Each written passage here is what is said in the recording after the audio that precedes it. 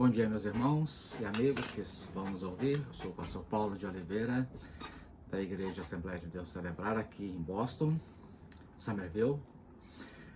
E quero te convidar nessa manhã, ou nessa tarde, ou nessa noite, a participar conosco de mais uma aula da Escola Dominical. Vamos falar da lição 6, que tem o título como A Condição dos Gentios Sem Deus. E o texto áudio diz o seguinte: portanto, lembrai-vos de que vós, noutro tempo, ereis gentios na carne, e chamados incircuncisos pelos que na carne se chamam circuncisos, feita pela mão dos homens. Efésios 2:11. E a lição bíblica está em Efésios 2:11 e 12, e também em Romanos 4:12 e 14. Apesar do título dessa lição hoje ser A Condição dos Gentios Sem Deus, pelo momento atual que estamos vivendo, eu quero mudar um pouco diferente o título dessa lição. Eu quero chamar essa lição de hoje como A Condição da Humanidade com Deus. Ao invés de A Condição dos Gentios Sem Deus, eu quero dar o título de A Condição da Humanidade com Deus. Todos nós, o mundo, sabe a condição que estamos vivendo hoje. São dias de angústias, dias terríveis, preocupação e, como sempre, não sabemos o que será o amanhã nem o daqui a pouco. Esta é a condição da humanidade hoje. E também eu quero voltar um pouco na história e quero falar sobre como os primeiros cristãos lidaram com o Covid-19 ou com o coronavírus da sua época. É bom lembrar que a história nos diz que os membros da igreja primitiva enfrentaram duas epidemias com riscos de vida nos primeiros 200 anos. Hoje a maioria de nós estamos assim como Paulo estava quando escreveu essa carta aos Efésios. Quando Paulo escreveu essa carta aos Efésios, ele estava preso em Roma e ele se dizia prisioneiros de Cristo. E ele escreve essa carta aos Efésios por volta de 60 a 62 depois de Cristo. E assim como Paulo, estamos hoje prisioneiros. E a minha pergunta é essa: prisioneiros de quê e de quem? Nós dizemos que somos prisioneiros, muitos estão dizendo que são prisioneiros do Covid-19 ou do coronavírus. Outros dizem que são prisioneiros das leis impostas pelas autoridades. Mas independente de qual situação você se encontra ou que você idealiza ou que você acha que está vivendo, você está sendo um prisioneiro. Todos nós estamos sendo prisioneiros nos dias de hoje. Assim como Paulo, nos anos 60. Hoje a maioria de nós estamos confinados em nossas casas sem saber quão difundido é o coronavírus em nossa comunidade, no nosso país ou no mundo. Eu frequentemente abro o aplicativo no telefone para ver as estatísticas globais e tento entender como é a vida em outros lugares onde o coronavírus está causando estragos imagináveis. É muito fácil eu imaginar como está acontecendo na Europa, nos Estados Unidos, no Brasil, porque a gente tem informações diárias, informações de todos os níveis. Mas existem países no mundo que as informações não chegam até nós. Como essas pessoas estão vivendo e quando eles estão enfrentando essa situação. Países muito mais pobres, dificuldades maiores do que as nossas, do que o do Brasil, do que o da Europa, mas estão vivendo o mesmo problema que estamos vivendo. E provavelmente em situações muito diferentes e bem inferiores às quais estamos vivendo nos dias de hoje. Alguns no início rejeitaram sarcasticamente o vírus, dizendo que era um ato político e que os políticos estavam tratando esse vírus como maneira de arrecadar dinheiro, como maneira de assustar o povo e tirar dinheiro. Mas agora todos sabem que essa tolice é sóbria pela realidade. Outros hoje estão tentando espiritualizar essa pandemia como se fosse uma punição de Deus pelos nossos erros. Então nós encontramos aí no meio de um fogo cruzado, de várias opiniões e sem saber o que fazer e como fazer. Então vamos começar a nossa lição e o tópico 1 da lição é a vida dos incircuncisos na época de Efésios. Mas eu quero dizer o seguinte, a vida dos incircuncisos e o novo normal de hoje. Vamos traçar esse paralelo. Antes das pandemias, os primeiros cristãos enfrentaram o desprezo dos judeus, a sociedade predominante da época, devido aos aspectos religiosos e da lei. Alguns desses aspectos, nós cristãos dos dias de hoje, tentamos exigir dos quais julgamos gentios ou os que não conhecem a Cristo. Nós queremos colocar o mesmo julgo, o mesmo julgamento nos hoje que não são cristãos ou que não conhecem a Cristo. Assim como os judeus fizeram, nós também estamos fazendo. Não somos os primeiros cristãos a enfrentar uma pandemia global. Não somos os primeiros cristãos a enfrentar uma pandemia global. De fato, agora é um bom momento para aprender como podemos lidar com essa crise mundial que paralisou tudo. Os membros da igreja primitiva enfrentaram duas epidemias, com risco de vida nos primeiros 200 anos. A primeira foi no ano de 1165 d.C., na qual um terço dos cidadãos romanos morreram. E a segunda em 251. Então nós temos anos 60, quando Paulo, prisioneiro, escreve a Sagrada. 100 anos depois, a primeira pandemia, do qual um terço dos romanos da época morreram. E menos de 100 anos depois, nós tivemos a segunda pandemia. O meu argumento, ao observar esses primeiros cristãos, é por uma razão básica que escolheremos esperança em vez de confusão, humildade em vez de arrogância, empatia em relação aos interesses próprios, fé em vez de medo, para que, ao reconhecermos nossa humanidade frágil, acolheremos a presença e a vida penetrante do Espírito para afirmar a vontade de Deus sobre nossas próprias vidas, fornecendo assim uma maneira diferente de ver e entender o que para muitos é uma realidade existencial. Em vez disso, vamos ver o hoje e o amanhã através do prisma da graça e do amor de Deus. Em segundo lugar, aprendendo com os primeiros cristãos. Como podemos aprender e o que aprendemos com os primeiros cristãos durante as catástrofes?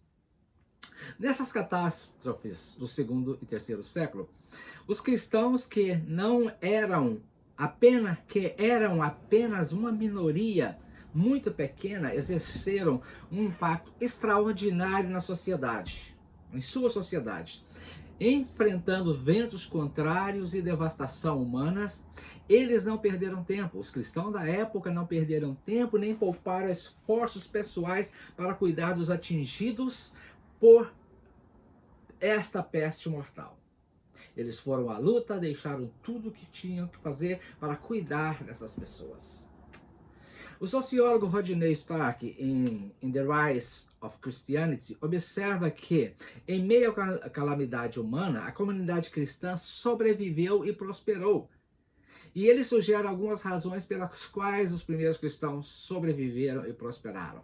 Os cristãos se prestaram até a morte e confortaram os que estavam morrendo, fazendo consolo aos afligidos pelos contágios mortais.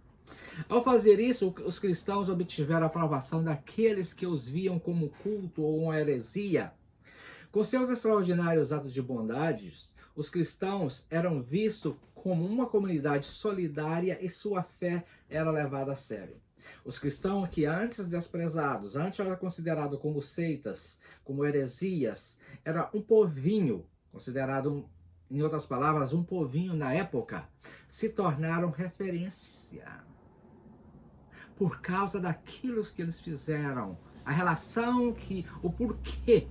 Porque o cristão tem que entender, ele foi salvo não só para morar no céu, não só para viver com Cristo, ele foi salvo para fazer as boas obras. Ele não faz boas obras para ser salvo.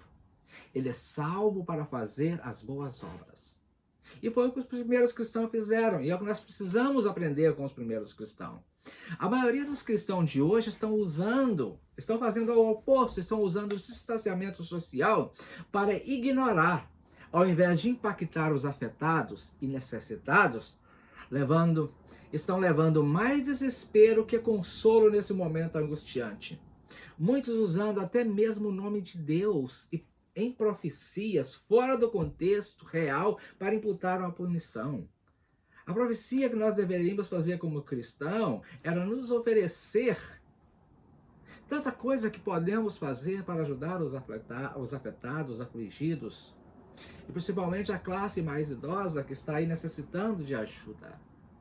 Não podem sair, têm mais dificuldade de locomoção. Nós deveríamos estar procurando, assim como os primeiros cristãos saíam à rua procurando os necessitados, aqueles que precisavam. É o que nós deveríamos estar fazendo hoje. Não estou dizendo que não estão fazendo, existem várias pessoas fazendo. Nós deveríamos estar fazendo mais. A primeira dessas epidemias maciças foi a varíola. Supõe-se que a varíola foi durante o reinado de Marco Aurélio, entre 165 a 180. Para você ver, nós estamos numa pandemia de 3 meses, estamos desesperados. De 5 meses. E uma pandemia de 15 anos. 100 anos depois, outra epidemia atinge a humanidade. Outra epidemia destrutiva atingiu a humanidade. E essa epidemia pode ter sido sarampo, resultando em uma perda maciça de vidas. No entanto, a resposta extraordinária dos cristãos na época contribuiu muito para o crescimento sem precedentes da igreja.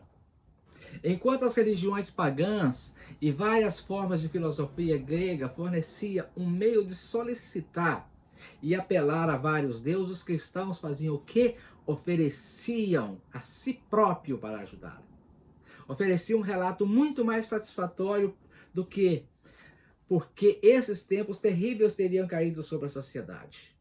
E eles projetaram um retrato esperançoso e até entusiasmado para o futuro da igreja. O que deveriam aprender com os primeiros cristãos é usar essa oportunidade para mostrar os que estão fora da igreja e para aqueles que ainda não conhecem Jesus, que mesmo em momentos difíceis, Deus não vai nos abandonar. Isaías 41:10 diz que Deus jamais vai nos abandonar. Se você ama Jesus, Ele está com você sempre. O Deus Todo-Poderoso estará do seu lado. Não desista. Deus não lhe vai abandonar na dificuldade. Assim projetaremos um retrato esperançoso para a igreja na preparação da volta de Cristo. Nós temos a grande oportunidade de preparar a noiva para o Cordeiro. Com nossos atos, com nossas palavras, com nossas ações, hoje podemos preparar um futuro melhor para a igreja. Podemos oferecer um futuro melhor para esses que não conhecem a Jesus, para esses que estão fora da igreja. Em terceiro lugar, não mais serão estranhos ao concerto da promessa. Quem não mais será estranho ao concerto da promessa? Os que não conhecem a Jesus. Os que estão fora da casa do Senhor. Os primeiros cristãos foram capazes de lidar com as pandemias e as dificuldades da época. E isso resultou em uma taxa de sobrevivência substancialmente alta, muito alta. Porque se nós fizermos o que deveríamos fazer hoje, é de assistir aos necessitados, assistir aos idosos, a taxa de mortalidade vai ser menor. a taxa de sobrevivência será maior. Lógico, quando morre menos, mais ficam vivos. E eles terão a chance de aceitar, de conhecer a Jesus antes de partir deste mundo. Isso significa que após cada epidemia, os cristãos constituíam uma porcentagem maior da população, mesmo sem novos convertidos. Por quê? Eles morriam menos. Não é porque ser cristão vai morrer menos. Não estou dizendo isso.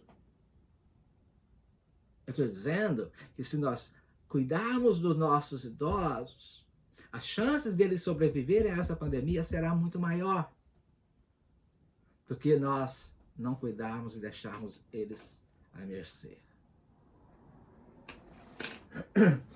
Uma epidemia tão difundida como esta,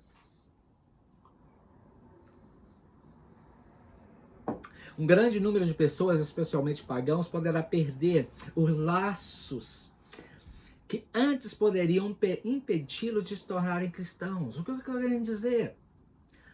A recusa que os não cristãos, ou a dificuldade que os não cristãos têm em aceitar a Jesus, de não conviver com aqueles que conhecem a Jesus, a barreira pode ser quebrada. E essa aproximação de você levar aquele que jamais quis ir à igreja, aquele que jamais quis ouvir Jesus, aquele que jamais quis ouvir a Bíblia, essa barreira pode cair por causa daquilo que nós oferecemos para fazer.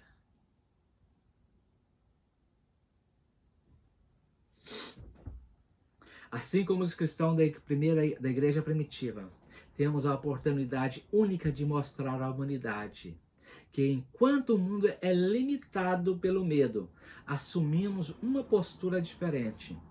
Observamos fatos e ouvimos os cientistas, aqueles que nos são dotados por Deus para nos tornar sábios. Não ignore o que o cientista está dizendo, não ignore o que as autoridades estão dizendo.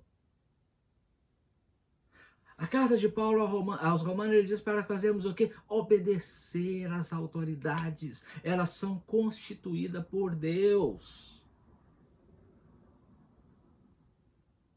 Nós devemos obedecer, devemos seguir. Isso nos torna sábios. Obedecer e seguir.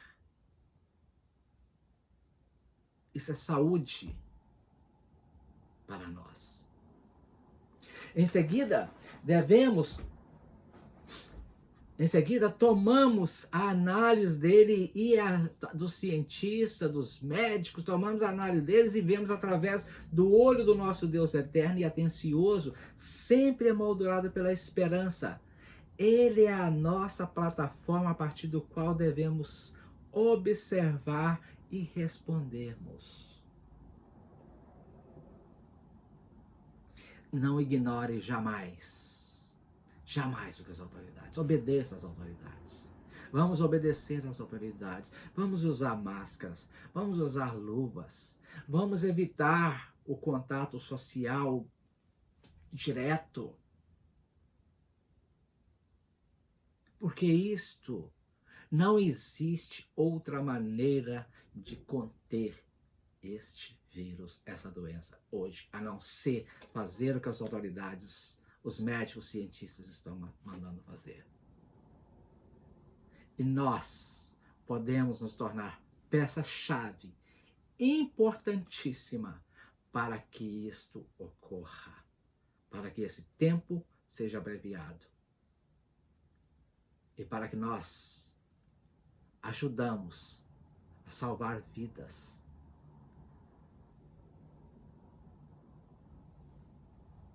Quarto lugar, com a presença de Deus. Com a esperança e com Deus, me desculpem. Na segunda carta de Paulo aos Coríntios, no capítulo 2, no versículos 3, de 4 a 6, diz que como os primeiros cristãos devemos depositar a nossa confiança no Senhor. Nós devemos obedecer aos cientistas, fazer o que as autoridades estão mandando, mas depositar a nossa esperança no nosso Senhor e Salvador. Então, como podemos pensar de maneira diferente? Ao contrário da ansiedade que a mídia nos submete. É tanta informação, é tanta coisa que a mídia traz que nos faz ansioso, nos cria ansiedade. Estamos mudando a nossa conversa, o nosso diálogo familiar, o nosso diálogo com nossos amigos, com nossos irmãos. O nosso diálogo hoje é Covid-19, coronavírus. E isto está nos criando uma ansiedade muito grande. E outra coisa que está nos paralisando é quando pensamos nas nossas finanças. Quanto tempo isto vai durar? Até quando isto vai? Será que eu tenho algum dinheiro ou tenho dinheiro suficiente para me manter até isso passar? Eu quero deixar para você o Salmo 91, versículo 2, que diz o seguinte: pode dizer ao Senhor, tu és o meu refúgio e a minha fortaleza, o meu Deus em quem eu confio. Ainda o Salmo 18, 2 diz: o Senhor é a minha rocha, a minha fortaleza e o meu libertador. O meu Deus é o meu rochedo, em quem me refugio. Ele é o meu escudo e o poder que salva a minha torre alta. O profeta Naum escreveu no capítulo 1, versículo 7, que o Senhor é bom, um refúgio em tempo de angústias. Ele protege o que nele confiam. Aonde está a sua esperança? Aonde está a sua confiança? Eu não disse para você esperar nas autoridades, confiar nas autoridades, para você obedecer, mas esperar e confiar no Senhor.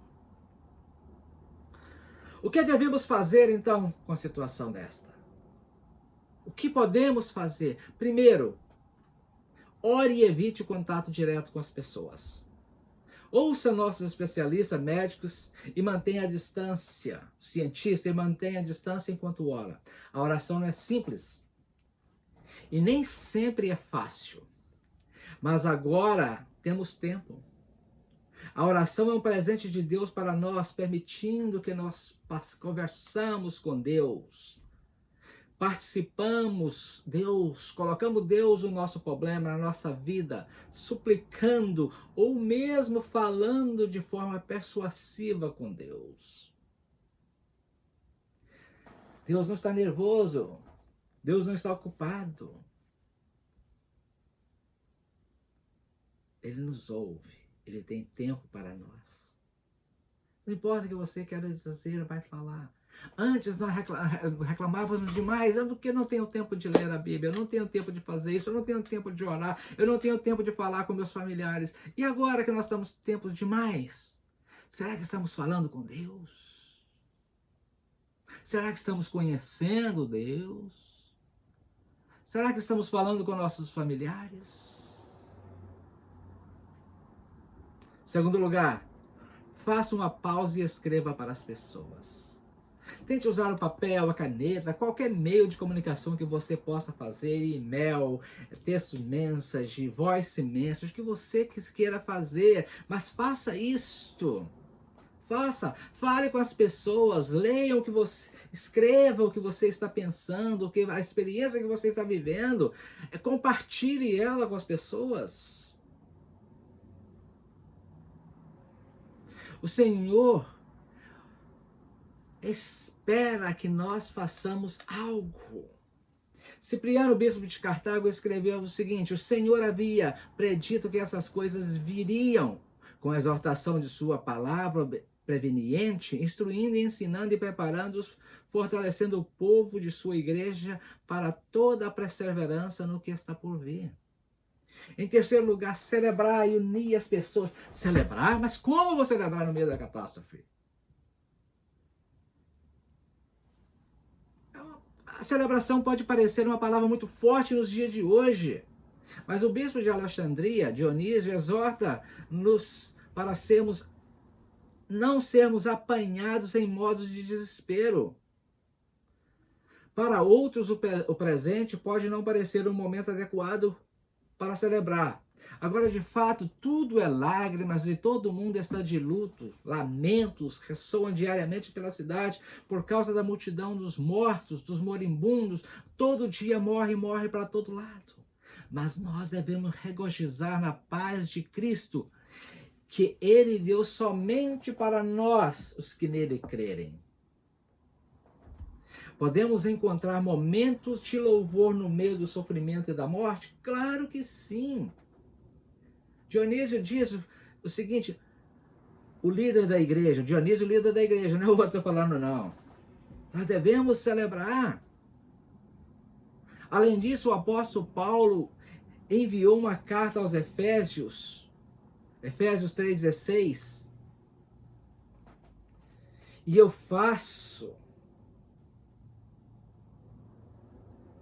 dela a minha oração em favor da humanidade. Efésios 3,16 a seguir.